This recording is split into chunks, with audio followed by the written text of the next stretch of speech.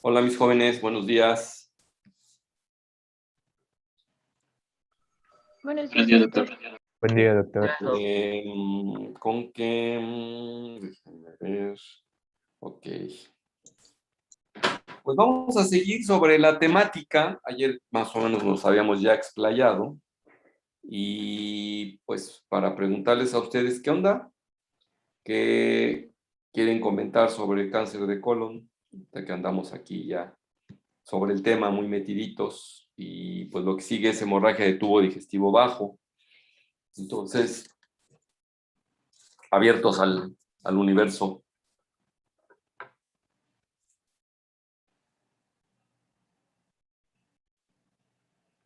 Ya hablábamos ayer de la cuestión de hacer pesquisa, de cómo hacer diagnóstico, de la sintomatología que pueden mostrar los pacientes, que pueden ir desde asintomáticos hasta obstruidos. Entonces, es raro que un paciente con cáncer de colon, hablando de la hemorragia de tubo digestivo bajo, entren con una hemorragia demasiado profusa, hablando de cáncer de colon. Es mucho más profusa la hemorragia por enfermedad diverticular o por angiodisplasia que por cáncer de colon. Claro, una causa de hemorragia de tubo digestivo bajo frecuente y que hay que buscar, incluso si tienen antecedentes de síndrome de Lynch, pues de hemorragia de tubo digestivo bajo, por supuesto, ¿no? Entonces, eso sí, pues ni hablar. Entonces, pues, no sé, ¿no tienen preguntas? ¿O les pregunto yo? Doctor, en el caso de todos estos síndromes que son hereditarios, que predisponen a poliposis, nada más sería monitorizar estos pacientes con el antígeno Pues te carcinoembrionario. decía yo que son de las pocas posibilidades que tenemos, ¿no? Porque sabemos que la mayoría van a dar y ser demasiado profilácticos como para llegar y hacerles una colectomía total, pues como que, ay, está medio difícil, ¿no? Entonces, no faltará, pues ya vieron ustedes a Angelina Jolie, que prefirió hacerse su mastectomía bilateral porque su madre tuvo una variante y que le heredó a ella y que el porcentaje de posibilidad de que Angelina tuviera cáncer de mama, pues era elevado, pues hizo la mastectomía. Aquí, pues, a lo mejor hasta, no sé si se las moldearon mejor que como las tenía, con prótesis, lo ignoro. Es artista, pues vive de enseñar bastante y ella no se niega mucho a enseñar. Y entonces en el caso de colon, pues ahí es un aspecto funcional que pues tiene sus bemoles, mucho más que eventualmente tener o no mamas, ¿no? En este caso, ¿no? Ahí ya es otra cuestión con el colon. Entonces, al que tiene poliposis múltiple, pues es una posibilidad. Ahora no faltará el que dice, ¿saben qué? Yo no quiero tener ningún riesgo, yo no quiero quitar el colon, pues fuera colon, ¿no? Pues eventualmente sí.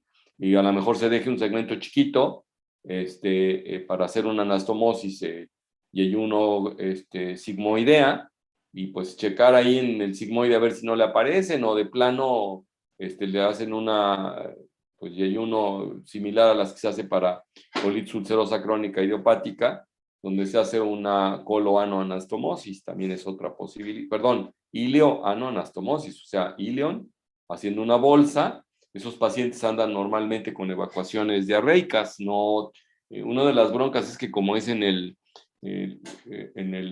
ano, pues pueden escaldarse, pueden irritarse ahí de la zona por evacuaciones todavía muy líquidas y con enzimas más o menos activas, por haberle quitado el recto a sus pacientes. A veces se acomodan bien y luego los pacientes se hacen semipastoso y andan evacuando así. Entonces, bueno, son de las dos posibilidades que tenemos. Una de las fortunas que existen es que hay muy poquitos pacientes con esta enfermedad. Esa es la ventaja. Entonces, la mayoría no sufren de esto, afortunadamente. Pero claro, pues luego te acorralan y pues casualmente te llega el paciente así, ¿no? ¿Y qué le vas a hacer? Pues tienes que tomar decisiones, por supuesto. ¿Algún otro? Sí, yo tenía bueno, me surgió una duda, estaba leyendo y me salieron unos criterios clínicos en los cuales se van a poder, bueno, dentro de los criterios, solamente personas sin pólipos hereditarios, sin estos antecedentes. Son los criterios de Ámsterdam y los de Bethesda. No sé si también sea bueno también aplicarlos en estos casos. Pero esos criterios están más relacionados con el síndrome de Lynch, ¿no? Pues solamente dice criterios clínicos para el diagnóstico de cáncer colorectal sin pólipos hereditario. Hereditario sin pólipos, ¿no? Y entonces está la clasificación y lo clasifican en 1 y 2, y lo que te están poniendo de los criterios es que si existe un familiar de primer grado o dos familiares, esas cuestiones, ¿no? Entonces, esos son los criterios clínicos. No sé si quieras leerlos para que los escuchen. Ah, claro. Bueno, es que de los de Ámsterdam son dos, los modificados y los usuales. Bueno, dentro de los primeros de Son Ámsterdam los son, modificados, porque son los que se ok, utilizan ahora. dice, idéntico a los criterios de Ámsterdam, o sea, recalcando los de Ámsterdam, antes de los modificados, salvo que el cáncer debe Ah, asociarse bueno, con un... entonces tienes que leer, si está la segunda parte, pues tienes que leer los convencionales. De hecho, creo que puedo mandar a ahorita el cuadrito que tengo acá al chat para que lo Ujú. puedan ver. A ver. Bueno, yo digo porque pues ahorita tenemos Ok. tiempo, Ah, bueno. pero la verdad a mí se me hacen, ni se los pongo porque se me hacen medio intrascendentes. Por Sí, eso te es lo digo, que pues, también me así quedó. léelo como que rapidón. Ok. Y Dice, como mínimo, 3 familiares con cáncer de colon, más todo lo siguiente. Una de las personas afectadas es familiar de primer grado de las otras dos. Afectación de 2 generaciones sucesivas. Al menos un caso de cáncer de colon diagnosticado antes de los 50. Exclusión de pólipos adenomatosa familiar. ujú. Y esos son los criterios de Amsterdam normales. Y luego los modificados. Los modificados se les agrega lo anterior, salvo salvo que el cáncer debe asociarse con un cáncer colorectal sin pólipos hereditario, colon, endometrio, intestino delgado, uréter, pelvis renal, en lugar de especificar únicamente el cáncer de colon. Ahí Ujú. sí ya se expone un poquito más. Y bueno, ahora los criterios Bethesda. Dicen, criterios de Amsterdam o cualquiera de los siguientes. 2 casos con cáncer asociado a colon, endometrio, intestino delgado, uréter, pelvis renal, de un paciente incluidos con cáncer sincrónico o diacrónico, cáncer de colon y familiar de primer grado con cáncer o adenoma de colon asociados con colon, endometrio, intestino delgado, bueno, todos esos. Un caso Sí. de cáncer diagnosticado antes de los 45 y adenoma diagnosticado antes de los 40 años de edad. Cáncer de colon o endometrio diagnosticado antes de los 45, cáncer de colon derecho con un patrón identificado sólido, uniforme o características histopatológicas con células en anillo de sello diagnosticados antes de los 45. Y por último, adenomas diagnosticados antes de los 40 años. Eso, como qué conclusión nos podría hacer llegar nosotros, son detalles, ya es detalle y no vamos a criticar en ese sentido del detalle y del conocimiento profundo, pero ¿qué conclusión te hace sacar esto, Felipe? Pues Pues aquí realmente solamente, la conclusión desde mi perspectiva, bueno, a ver, échatela. claro, sí, aquí es solamente aunar un poquito más a la historia clínica y antecedentes hasta segunda generación. O Y sea, en pocas palabras, si pudieras resumir esto, ¿qué podrías decir? O sea, vamos a suponer que te llega una chica, no sé, a lo mejor una compañera tuya de otra carrera que fue tu compañera en la prepa y que es tu amigocha de toda la vida, y te dice, oye, fíjate que mi papá pues, tuvo cáncer de colon, ¿no? O mi abuelito tuvo cáncer de colon. ¿Qué le recomendarías en todo caso, no? pues estudios para poder identificar si ella puede padecerlo. Ya Pues teniendo en mira, cuenta eso, más ¿no? que nada, la bronca es con el papá. Los nietos, pues va a ser relativo. Claro, que si te dice, oye, fíjate que mi abuelo se murió de cáncer de colon y ahora mi tío tiene, y otro tío también, bueno, pues oye, ya la carga está muy pesada. En pocas palabras, estar alertas, hacer diagnósticos tempranos. Entonces, ahí sí, en esos casos, desde muy temprana edad, por ahí de los 30 años, ya esté una colonoscopía, porque la posibilidad, siempre y cuando no sean poliposos, ¿no? Porque esa es la diferencia. Entonces, eso de que pongan estos criterios, ay, hijo, la verdad es que yo como que me río de ellos, con toda honestidad, pero pues son serios, pues ya los pusieron en Ámsterdam y los ampliaron y están los otros más. Entonces, bueno, pues dejémoslos en criterios. Y si no cumple con los criterios, entonces no actúas, ¿no? Entonces, a mí se me hace medio jalado. Claro, ahora que empecemos a determinar también ya genes específicos, entonces todavía va a ser más interesante, que eso está ya floreciendo bastante. En algunos tumores pues ya está muy definido cuál es en sí, pero aquí, por ejemplo, KRAS y hay otros más que están muy asociados con la posibilidad de la herencia, hay que tomarlo en cuenta, ¿no? Y claro, se les determinará primero que nada a los familiares y un poco el hecho de que seamos un país medio pobretón todavía y pues incluso como estuvimos haciendo pruebas de tamizaje para COVID acá cuando empezó la cuestión, pues casi no hacíamos. Y ahora estamos hablando de prueba de antígenos en friega que en las esquinas se las pueden hacer ustedes, en las farmacias del ahorro y demás, sin bronca. Si eso pudimos haberlo hecho antes y el gobierno dispararle a todos a hacernoslas, pero ni existían, ¿no? Entonces, bueno, pero aquí regresando a los criterios estos para cáncer de colon, adelantarnos a sospecharlo. Entonces, ni le estén dando muchas vueltas, pacientes cercanos con cáncer de colon. En mi caso, normalmente, si el padre tuvo, desde los 30 años estoy mandando a los hijos a que se hagan su colonoscopia. Acaba pronto. Eso es al final el criterio que necesitamos aplicar.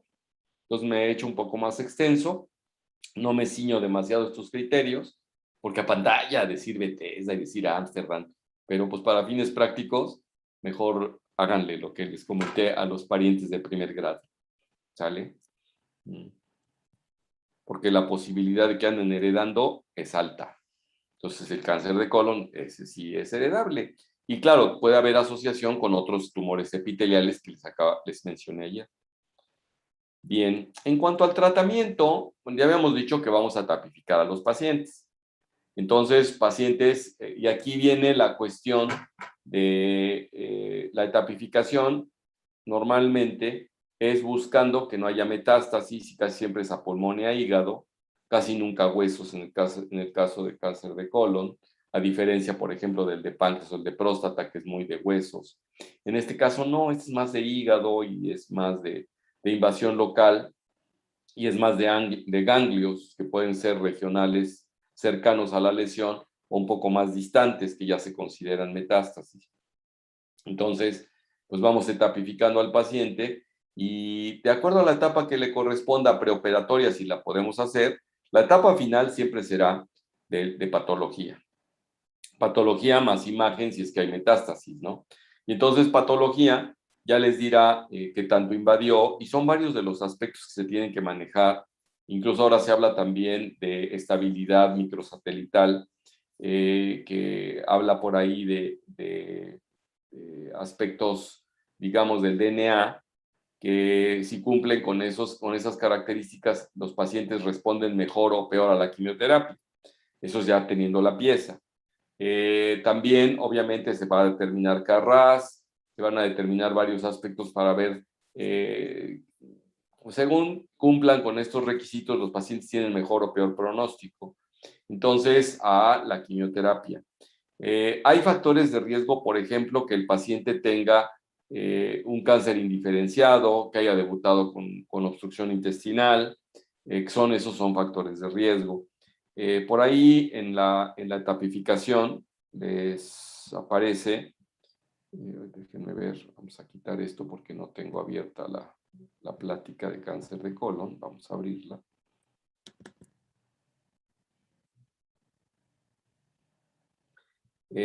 Aquí, por ejemplo, está en este caso lo que los patólogos tienen que compartirnos, ¿no? Y dice, por ejemplo, son el grado del cáncer, la penetración en las paredes, el número de ganglios linfáticos y los mínimos que tenemos que cosechar nosotros al operar un paciente con cáncer de colon son 12 ganglios. Está el margen distal y proximal que haya, que tiene que ser no menor de 5 centímetros. La invasión linfovascular, la invasión perineural, los depósitos tumorales, si es que hay una invasión también periférica, pues todo eso lo tiene que determinar el radiólogo, perdón, el patólogo. Acá tenía yo en la tapificación en cuanto a, déjenme ver si estaba por aquí. Una interrupción rápida. Unos compañeros dicen que ya llevan un rato esperando a entrar. ¿A poco? Ajá, son 4. Es que no decía. Aquí en mi computadora. Bueno, ya, listo. Admitidos. Déjenme ver. Bueno, en mi caso está la NCCN, ya les he dicho anteriormente que la NCCN, la National Comprehensive Cancer Network, está para el público en general. Ustedes se meten al internet, se jalan NCCN y se pueden inscribir sin costo. Y entonces pueden tener todo lo que son las guías de tratamiento. Y entonces, por ejemplo, vamos a suponer que tenemos un paciente que tiene, acá habla de presentación clínica, y dice que ya tienen ustedes un cáncer de colon que es adecuado para poderle hacer resección. Entonces, ¿qué hay que hacerle? Entonces hay que tomarle una biopsia. La biopsia obviamente se tomará por endoscopía, por colonoscopía. Entonces tiene que haber una revisión de patología. La colonoscopía pues es la que va a tomar la biopsia. Y hay que checar mediante resonancia magnética, sobre todo cuando se trata de recto, cuánto ha invadido. Y si no, hacerle una tomografía nada más. En el caso hay que determinar el antígeno carcinoembrionario, aunque no todos se expresan, pero cuando expresan y tratan, le hacen cirugía y le dan quimioterapia al paciente o lo que le toque, entonces se negativiza el carcinoma embrionario. Y si se vuelve a positivizar, entonces nosotros, perdón, tenemos que pensar en que ha recurrido el tumor y hay que buscarlo. Entonces, a estos pacientes hay que hacerles tomografía computarizada de tóraco abdominal para ver si no hay metástasis. Y si es que nosotros tenemos a futuro la necesidad de hacerle una colostomía al paciente, justamente ahorita tengo ya en inicio de vía oral a un paciente que le anastomosamos sus sigmoides con su recto, bueno, con su colon descendente, porque le dejé un sigmoides un poco largo, porque ese paciente debutó con cáncer, tiene 50 años, debutó con cáncer con obstrucción. En el caso del PET scan, dice que no está indicado, porque no es un tumor que suela estar dando metástasis a distancia. Por ejemplo, si se habla de linfoma o de enfermedad de Hodgkin, es una de las principales indicaciones para hacer PET scan, porque los ganglios que pueden estar invadidos pueden estar en cualquier parte del cuerpo. Entonces cambia. Y entonces observen ustedes que los hallazgos pueden ser de que sea resecable no obstruido, que sea resecable obstruido, como el caso que les dije, que tenga una etapa clínica T4B, entonces, o que no sea o que ya sea no resecable, ¿no? O inoperable, que también puede ser el caso. Entonces, los primeros 3 casos, si se fijan, todos se someten a cirugía. Entonces, colectomía en un paso, resección más colostomía solamente, o dejar un stent, según lo que se pueda hacer, si el paciente está obstruido. Y en el caso de cuando tenemos ya definido un T4B, entonces se les da a los pacientes lo que se conoce como quimioterapia neoadyuvante. Entonces, la quimioterapia neoadyuvante es dar quimioterapia antes de la cirugía. Entonces, una vez que se hace eso, pues ya se les somete a los pacientes y después de la terapia neoadyuvante, depende del estadio. Y entonces, eso es lo que vamos nosotros haciendo. Y cuando los pacientes ya están operados, pues hay que ver el pronóstico. Ahora, cuando nosotros metemos a los pacientes a cirugía, depende de la topografía en la que estén. Les voy a poner esta lámina. Si se fijan, si nosotros lo que tenemos que dejar es un margen de 5 centímetros de tumor, dicen ustedes, bueno, ¿y por qué el margen aquí está tan amplio? ¿Quién me dice de ustedes por qué, en tratándose de un tumor de ciego, hay que pasarse a traer hasta el colon transverso? ¿Por qué creen? O un tumor del ángulo hepático, ¿por qué hay que pasarse a traer casi todo el colon transverso y todo el ascendente?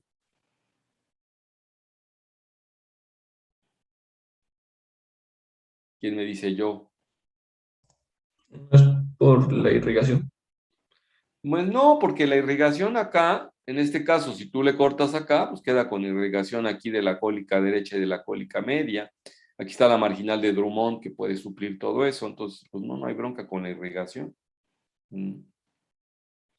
Principalmente es por las zonas linfoportadoras, justamente.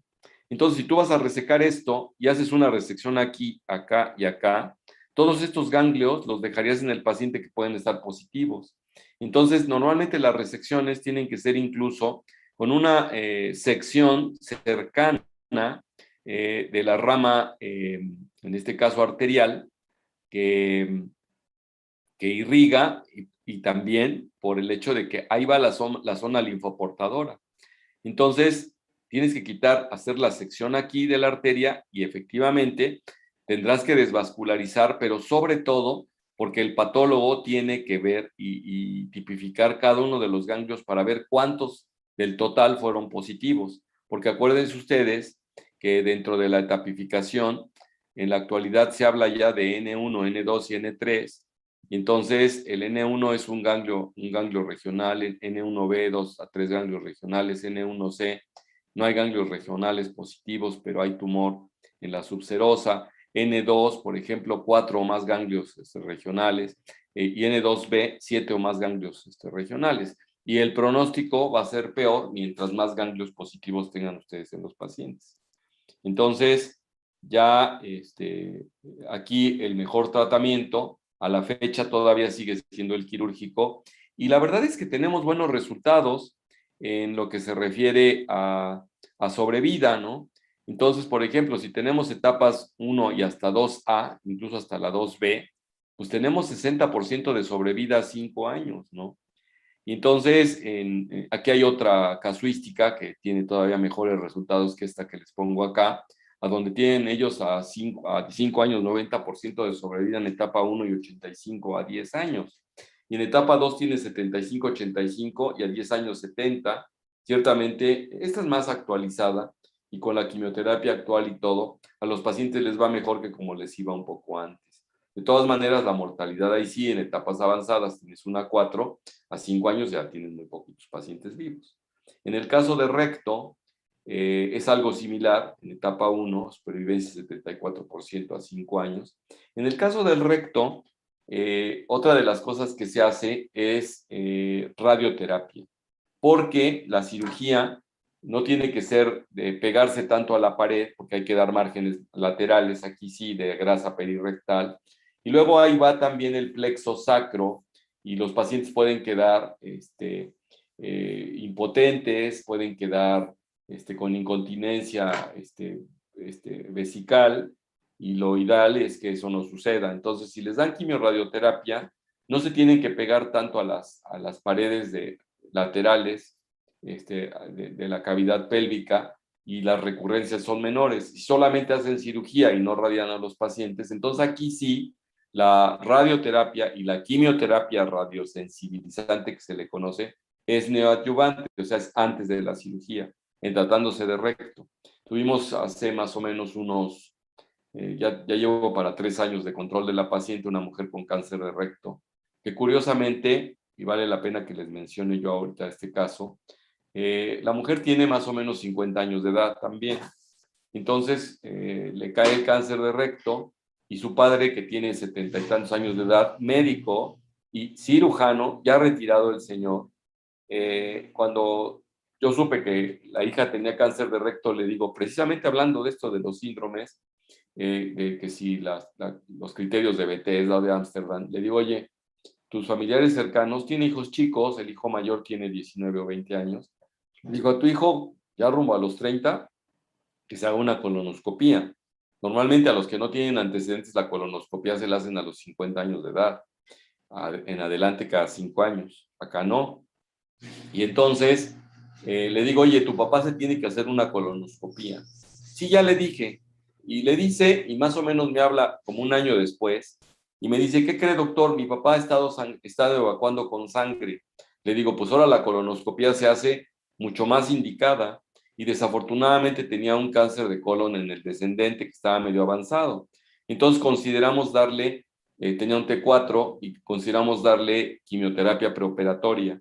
Incluso el quimioterapeuta me dice, ¿sabes qué? Esos pacientes luego se tapan, yo te sugiero que le hagas una colonoscopía. Le hice una colostomía. Le hice una transversostomía previa, solo el transverso le sacamos para que se desfuncionalizara el colon, y se le empezó a dar quimioterapia neoadyuvante. Ahí en la quimioterapia neoadyuvante, como al segundo ciclo, el paciente me dice, la hija, oiga, doctor, fíjese que mi papá ahorita está viviendo aquí en mi casa, que él vivía en México, está aquí en su casa en Puebla, le estábamos dando la terapia en Puebla, y me dice, sí, fíjese que mi papá está como oído. Dije, chispas, solo que sea un efecto secundario severo de la quimioterapia que le esté provocando algún problema, pero después llegamos a la conclusión de que el paciente se suicidó. Yo creo que se chocheó lo más que pudo. La primera vez le sucedió eso, lo dieron de alta, regresó a su casa y volvió a caer en la misma circunstancia. Entonces yo creo, porque le digo, oye, de casualidad tu papá utilizaba tranquilizantes. Sí, siempre tenía en su cajón ahí para dormir unas pastillas y eso.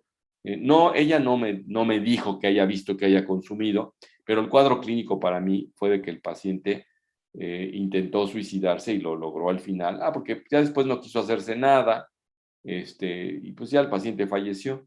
Pero a lo que iba yo es a que, ahí está, el factor de riesgo para el papá, y el papá 1 año después que la hija tuvo su cáncer, luego ya lo tuvo, él a los 70 y tantos, la hija más joven, o sea, él ya estaba heredando el gen a la hija, ¿no? Entonces, por eso el factor de riesgo estaba ahí, le digo, en tus hermanos, si tienes hermanos, que se hagan su colonoscopía, y sí, luego ellos hicieron la colonoscopía y hasta ahí llegó el asunto, ¿no?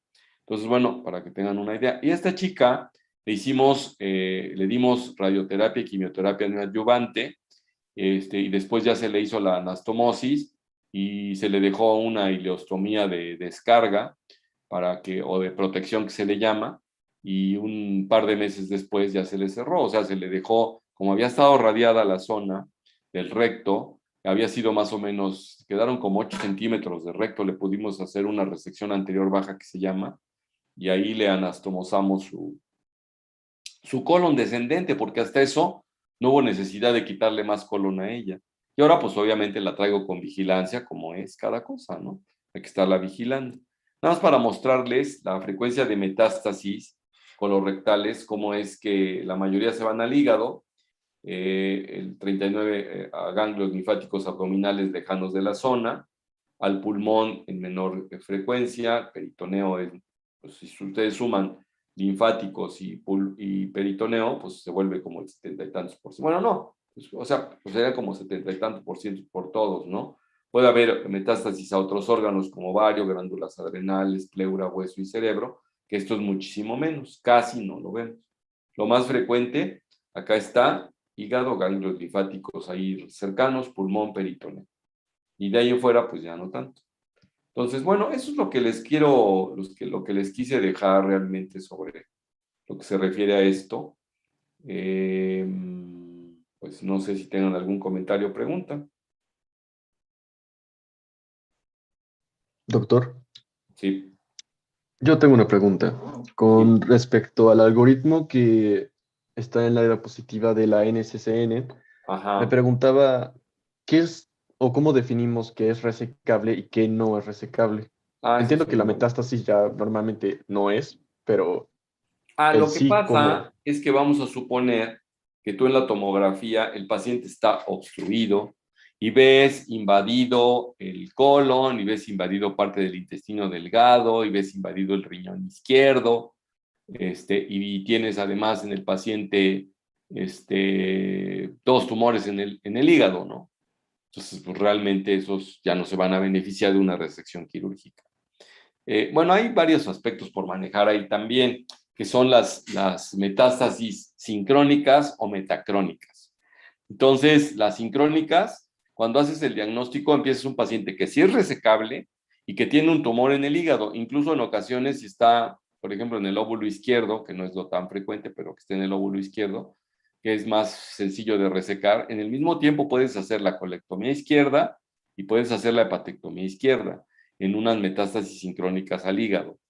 Las metacrónicas, pues esas ya en la vigilancia que les hace semestral al principio y anual después, checar, y pues los traes marcados con carcinoma embrionario. Si su tumor marcó antes, es bueno, porque a futuro, si se negativizó, si se hace positivo, pues búscale a ver dónde anda, ¿no? Pero si nunca expresó, entonces búscalo dónde anda, y ahí es donde está más justificado hacer PET scan para buscar actividad tumoral en otro sitio. Entonces, si el paciente cumple con estos criterios que te decía yo que está muy avanzado, pues realmente ya no tienes mucho que hacerle al paciente, ¿no? Este tumor no es como los sarcomas, que ahí sí puedes resecar todo lo que puedas. En el caso de adenocarcinoma de colon, pues una invasión muy grande, a vejiga, a varios sitios, pues no vas a hacer una cirugía así como que heroica. Esos pacientes terminas por darle solo manejo paliativo, la verdad. Entonces, en el criterio, por ejemplo, para hacer resecciones de cáncer de páncreas es más estricto que en el colon. En el colon sí podrías llegar a hacer, por ejemplo, te metes a operar y ves que está invadido un segmento de intestino delgado, bueno, puedes quitarle un pedazo de intestino delgado, más el colon donde está, más la cirugía radical que tú hiciste, y ya, ¿no? Pero, o sea, ahí sí puedes hacer eso, pero cuando te estoy diciendo que está invadido el riñón, que está invadida otra, ya mucho, entonces eso se considera resecable. Es el criterio. ¿Alguna otra?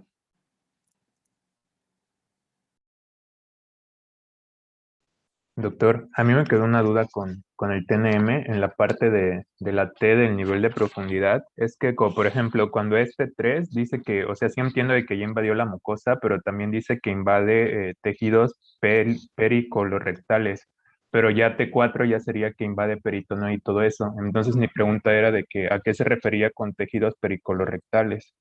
O sea, donde dice tumor T4, ¿no? Donde dice T4, para que lo podamos ver,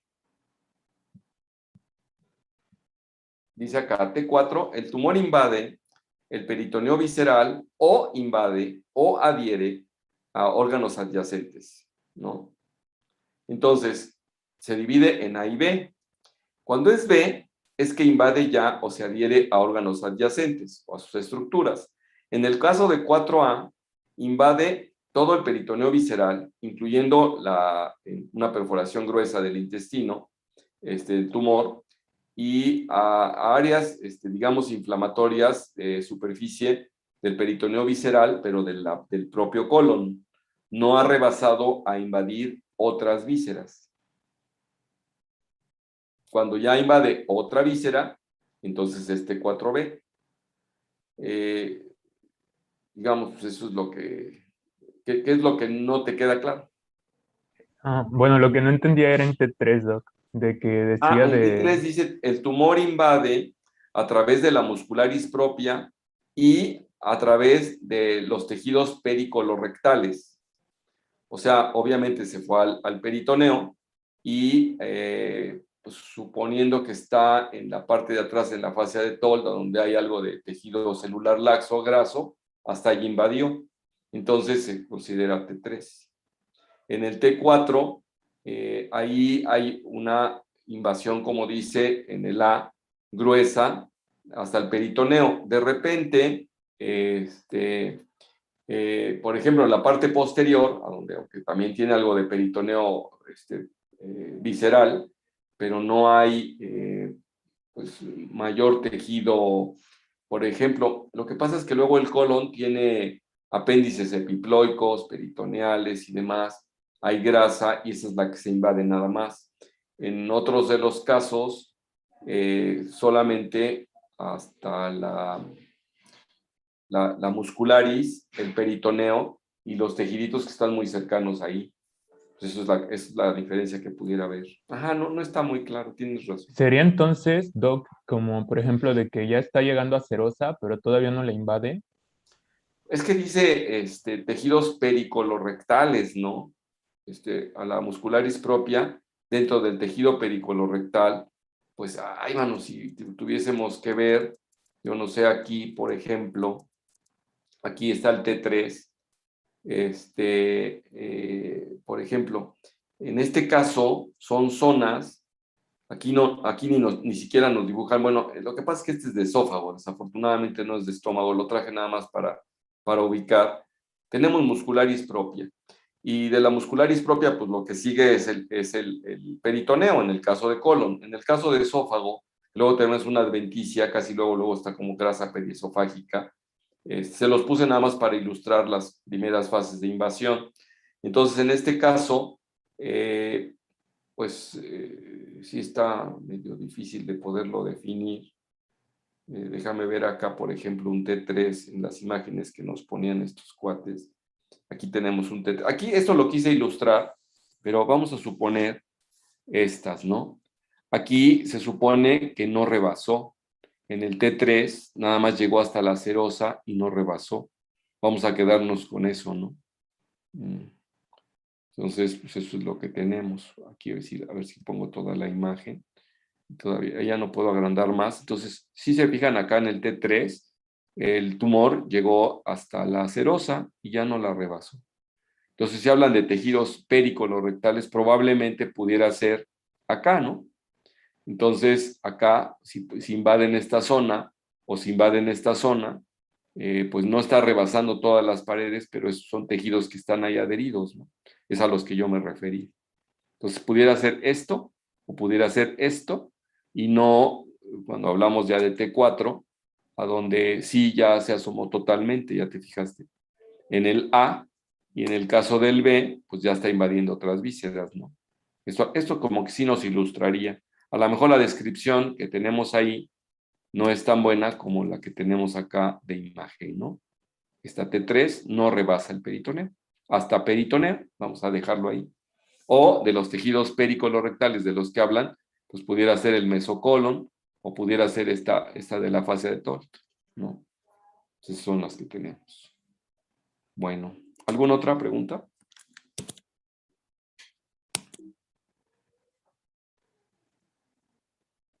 Doc. Sí. Y bueno, ya sabiendo esos criterios bien y bueno, ya como criterio propio, sabiendo que puede haber una posible complicación más adelante, bueno, después de la cirugía, sí se podría optar, bueno, ya propiamente como cirujano, ser un poco más radical en el tratamiento quirúrgico. ¿Más radical en qué sentido? Ajá, por ejemplo, digamos que es una zona no muy invadida, digamos que está en una etapa 2. Ah, y entonces es más Y radical para que no haya cáncer. sí, Porque en los criterios de NSCN que estábamos comentando por acá, vamos a suponer, dice aquí, resecable no obstructivo, ni siquiera dicen que sea T2, T3, T4, nada más que no obstruya y que se pueda quitar, ¿no? Entonces hablan de colectomía con remover en bloque los ganglios linfáticos con un mínimo de 12. Entonces, tú me estabas trayendo la posibilidad de, por ejemplo, suponiendo que tienes tú un T1 o T2, pero acuérdate que también están los ganglios y esto cambia el estadiaje. Entonces, si tienes ganglios negativos con T1 o T2, vamos a suponer por acá, tienes T1 y lo que hacemos nosotros en este T1, en T1, a pesar de ser T1, tenemos que resecar todo esto hasta acá, para que cuando menos tengas una cosecha de más de 12 ganglios de estos. Entonces, ya desde ahí no es que se tenga que ser más radical, eso es lo que se acostumbra a hacer porque es lo más radical que se puede hacer con un T2, que esté ubicado, con un T1 incluso, incluso con T1, ignorantes de que están los ganglios positivos, ya somos tan radicales como hacer las resecciones, como lo sugiero, o como nos sugiere el autor en este caso, ¿no? Por ejemplo, en este caso, si te fijas, están siendo tan radicales como quitar todas las zonas linfoportadoras. Aquí incluso les faltó irse un poquito más al centro con las rayitas punteadas. Eso es lo que tenemos. Entonces, no, o sea, no hay manera de tener que ser más radical para ser más profiláctico, ¿no? Ya de hecho se es radical. Esta cirugía se llama radical, ¿no? No sé si eso te aclara o si no era lo que me querías decir. no, sí, sí, sí. Muchas gracias. Ajá. ¿Algún otro comentario?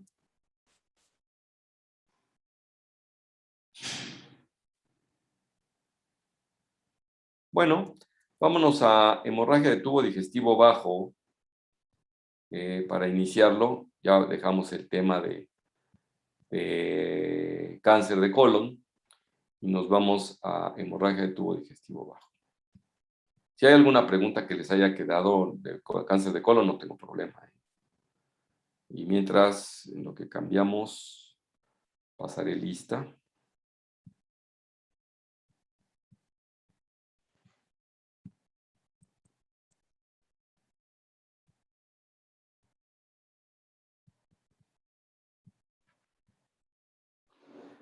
aquí con nuestros quirúrgicos del día 9 de noviembre. Jessica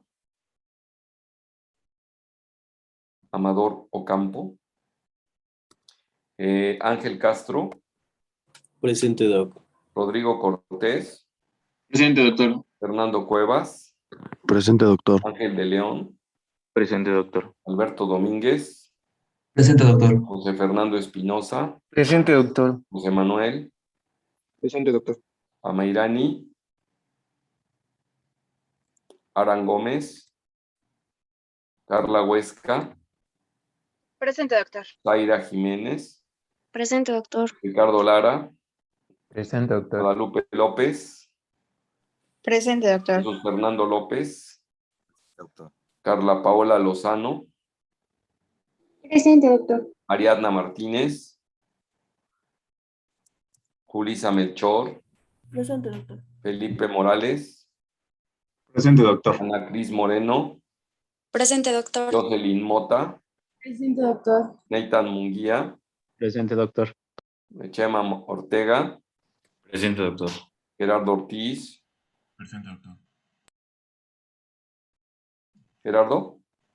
Presente. Ajá. Vianey Osorio. Presente, doctor. Fátima- Jessica Amador Fátima habló por el chat. Pinasco. ¿Perdón? Jessica Presente, Amador doctor. habló por el chat. ¿Quién me dijeron? Porque hablaron al unísono dos. Jessica Amador habló por el chat. Bueno, ¿con quién me quedé? Creo que conmigo. Con, Presente, doctor. con Fátima. Perfecto. Bueno. A Vianey ya la había yo mencionado, a Vianey Osorio. Sí, doctor, presente. Ok, Stephanie Pereira. Presente, doctor. Armando Pérez. Presente, doc. Fernanda Rafta. Presente, doctor. Alan Ratia. Presente, doctor. Marisa Rodríguez. Presente, doctor. Carmina Rodríguez. Presente, doctor. Iris Romero. Presente, doctor. Edgar Romero. Presente, doctor. Ailín Salgado. Presente, doctora Mayrani ¿Tú? escribió en el chat. ¿Quién? A Mayrani Fuentes. Amairani. Ujú. Ok. Noritsugu. Presente, doctor. Oscar Tapia. Doctor. Andrea Torres. Presente, doctor. Víctor Vargas. Presente, doctor. Linda Zapata. Presente. Ok. Permítanme un segundo, por favor.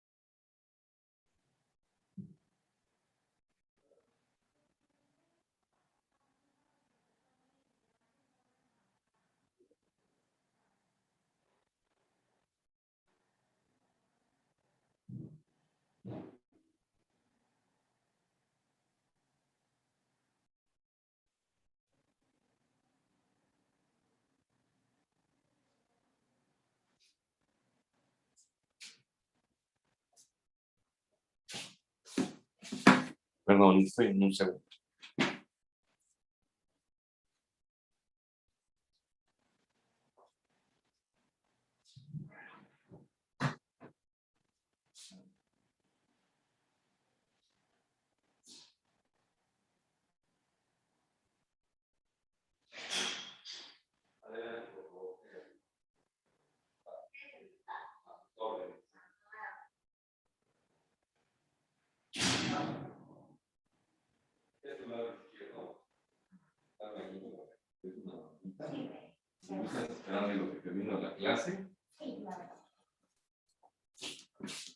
Bien, entonces, ¿en qué nos habíamos quedado? Linda Zapata, por ahí andas, ya te vi. Y que era lo de la lista. ¿No tienen preguntas ya sobre esto? Entonces, bueno, vamos a abordar un poco sobre lo que es la hemorragia de tubo digestivo bajo. Y ¿alguien de ustedes revisó algo del tema o tiene alguna curiosidad sobre lo que es en sí la hemorragia de tubo digestivo bajo?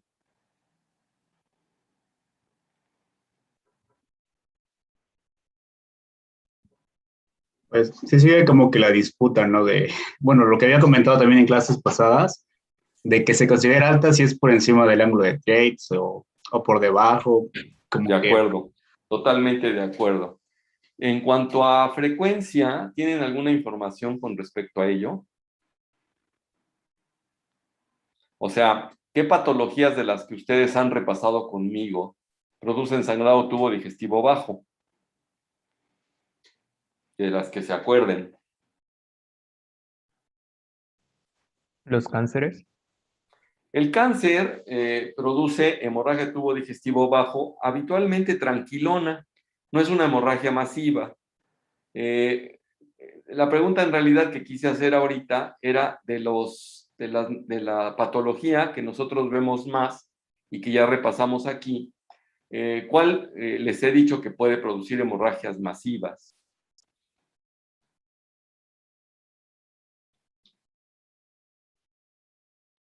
¿La diverticulitis? Exactamente. Y ciertamente más bien una diverticulosis con hemorragia, porque curiosamente las diverticulitis no suelen sangrar. O sea, cuando un paciente hace inflamación diverticular, diverticulitis, no suele sangrar. ¿Mm?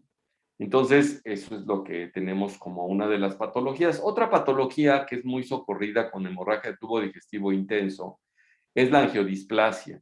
Cuando un paciente tiene una displasia en la zona, suele sangrar. Por ejemplo, eh, si nosotros comparamos la hemorragia de tubo digestivo alto con la hemorragia de tubo digestivo bajo, es más frecuente, 2 a 3 veces más frecuente la hemorragia de tubo digestivo alto que la hemorragia de tubo digestivo bajo.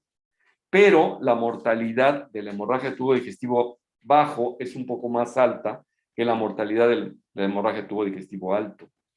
Ya cuando revisamos hemorragia de tubo digestivo alto vimos que la dividíamos en varicial y no varicial. La bronca más grande que tenemos nosotros con hemorragias de tubo digestivo alto es en aquellas personas que padecen de varices esofágicas casi siempre secundarias a cirrosis intrahepática sinusoidal, ¿no? Que es la más frecuente. Ahora, regresándonos hacia el aparato, al tubo digestivo bajo, también vamos a tener, en cuanto a hemorragias profusas, enfermedad diverticular, angiodisplasia. A mí me tocó ver un paciente con una angiodisplasia que asentaba en un divertículo. Entonces el paciente pues tuvo sangrado bastante importante. En esa ocasión mi colega, el endoscopista, perdón, el radiólogo intervencionista, le tuvo que poner 3 coils en sitios diferentes para que pudiera ceder el sangrado. Para que tengan una idea en lo que se refiere a hemorragias profusas del tubo digestivo bajo. También el divertículo de Meckel, y ahorita, por ejemplo, vamos a ubicar estas hemorragias en las diferentes edades.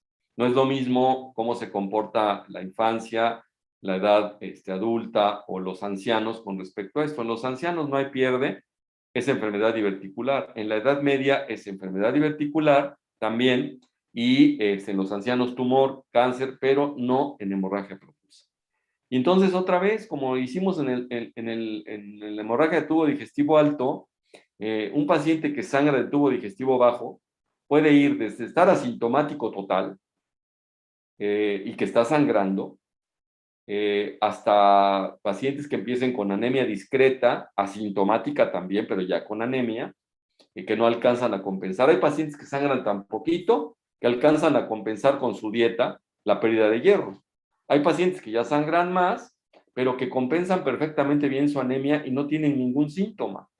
Y hay pacientes que empiezan a tener ya síntomas de anemia, pues de anemia, y entonces están con mareo, están con taquicardia, con algo de disnea, y esos pacientes, pues sí sangran un poco más de lo que pueden compensar por vía oral.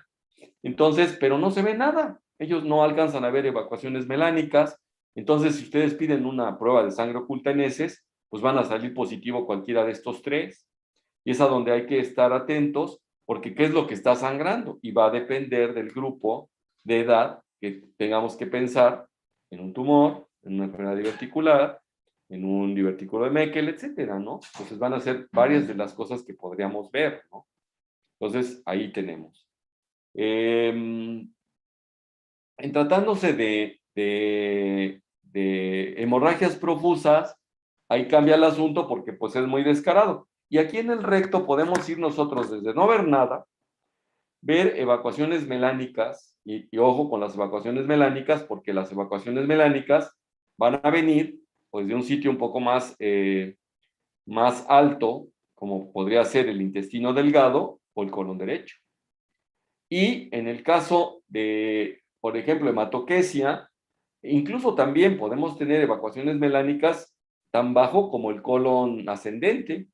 Luego, si son pacientes que tienen un tránsito lento, pues es tan bajo como el colon ascendente. Eso es lo que básicamente podemos tener en cuanto a intensidades. Ahora, franca rectorragia, pues sí podemos tener rectorragia desde el intestino delgado, y obviamente, pues mientras más cerca está del ano, pues con más ganas vamos a tener rectorragia ahí.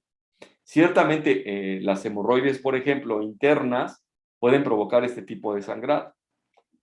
Vamos a dejar hasta acá esto. No sé si tengan ganas de hacer algún comentario breve. Nos quedan un par de minutitos, con un minutito básicamente, sobre esto de sangrado tubo digestivo bajo. Y lo vamos a ver mañana, ¿no? Que tenemos todavía mañana. Y posteriormente, pues lo que sigue será ya cubrir sobre lo que es isquemia intestinal, ¿no? Que tenemos ahí un par de... Vamos a tener por ahí un día festivo, si mal no recuerdo, el día 15.